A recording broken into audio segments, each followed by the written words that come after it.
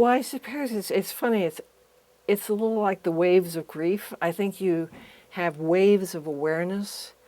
And one of the things that I found with grief was that actually I was well prepared for it by the cyclicity of my manic depressive illness, and because I was used to things coming and going, and so forth. So I think that my awareness of having bipolar illness really, when I was 17, I got very, very depressed, and I was psychotic, and I didn't have any energy, and it was totally, I just, but I didn't have the words. People didn't talk about it at that time, and people certainly didn't have the words bipolar illness or manic depressive illness.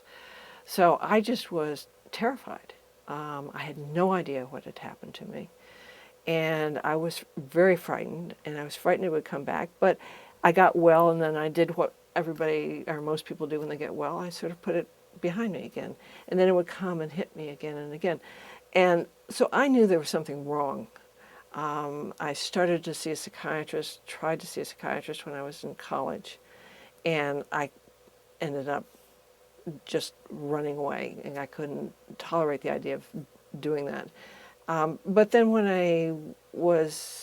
after I got my degree and I joined the medical school faculty at UCLA, I became ravingly manic and very psychotic, hallucinating, delusional. I didn't have any choice. And it's the great advantage of having an illness as severe as mine, is that you are automatically brought into the medical care system. If you have as long as it was milder, I could kind of get by with actually out having to face the severity of my problem. And I knew the person I wanted to see. It was somebody I had trained with. He was my clinical supervisor.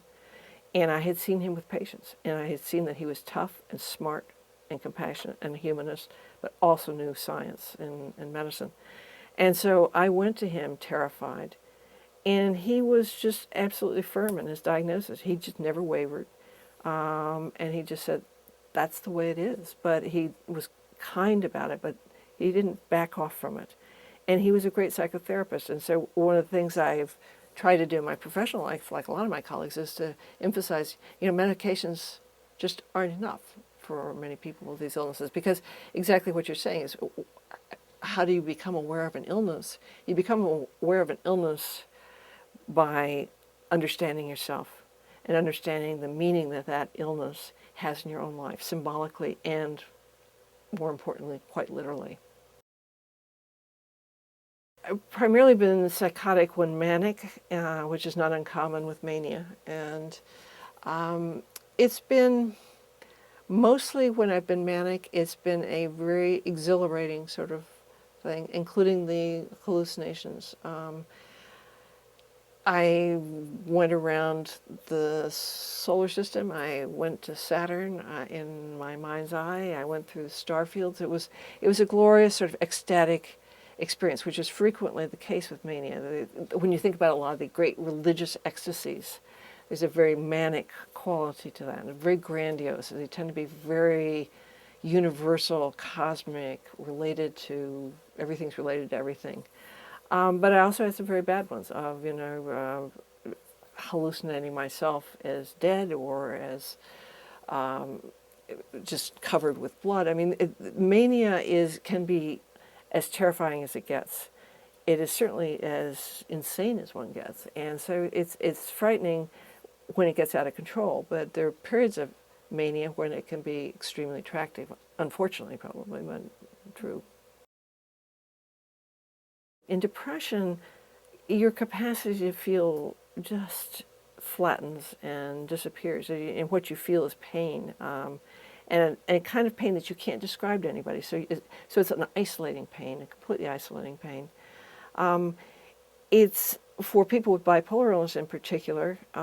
It is a deadening lethargy, and coupled with an agitation and restlessness at times.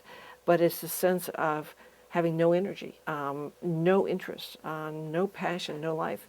And so for me, like everybody else who gets severely depressed, there comes a point when you say, okay, if I can't feel, if I can't care, if I can't think, I can't concentrate, I can't remember, I can't read, if I can't love, where am I? Who is in there? Where's the humanity? It's gone. And the pain is agonal. It just is unrelenting. In my case, I'd stopped my medicine, my lithium, and I'd gotten wildly manic, and then I got paralytically depressed for 18 months. And there was not a time during those 18 months I can remember feeling okay. And at some point I tried to kill myself. And I think, again, it's very hard to describe the kind of pain that goes on in severe depression because it's just, the words are not there.